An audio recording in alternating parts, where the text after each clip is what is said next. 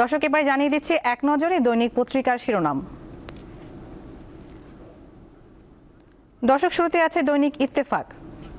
শিরোনাম, জাতিসংঘে ফিলিস্তিনের পক্ষে বিশ্ব নেতাদের সমাবেশ, স্বীকৃতি দিল ফ্রান্স সহ আরও 6 দেশ। ফ্রান্সের কড়া সমালোচনা যুক্তরাষ্ট্রের। এদিকে রয়েছে এবার মহাখালীতে পেট্রোল পাম্পে বিস্ফোরণ, দগ্ধ 7। টঙ্গীতে আবাসিক এলাকায় রাসায়নিক গুদাম।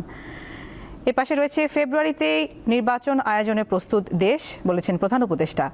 বিশ্বব্যাপী সংঘাতের ছায়া শান্তি ও উন্নয়নকে হুমকির মুখে ফেলছে। ইত্তেফাকে আরও রয়েছে শান্তি প্রতিষ্ঠায় জাতিসংঘ অকার্যকর, বলেছেন ট্রাম্প।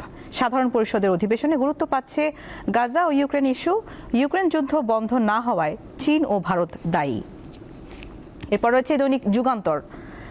বিমানবন্দরের ঘটনায় তোলপাড়, নিউ ইয়র্কে এনসিপি নেতা আক্তারের উপর ডিম নিক্ষেপ।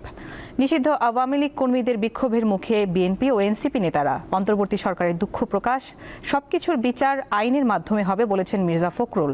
ভয় পাওয়ার প্রশ্নই আসে না, এমনটি বলেছেন আক্তার হোসেন।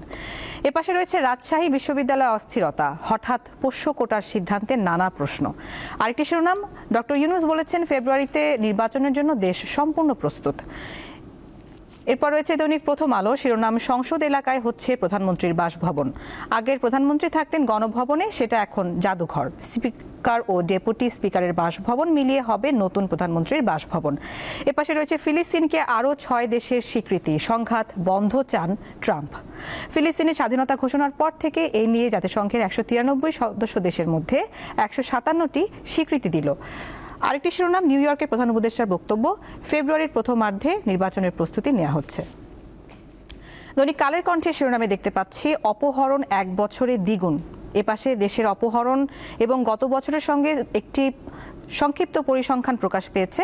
এছাড়া রয়েছে নিউ ইয়র্কে এনসিপির আক্তার ও জারাকে হেনস্থা, নিন্দা প্রতিবাদ। এপাশে রয়েছে দ্রব্যমূল্যের ঊর্ধ্বগতি নিয়ে 70% মানুষ উদ্বিগ্ন। সর্বশেষ জানাচ্ছে দৈনিক আমার দেশ। শিরোনাম, নিউ ইয়র্কে আওয়ামী লীগের ফ্যাসিবাদী চেহারা।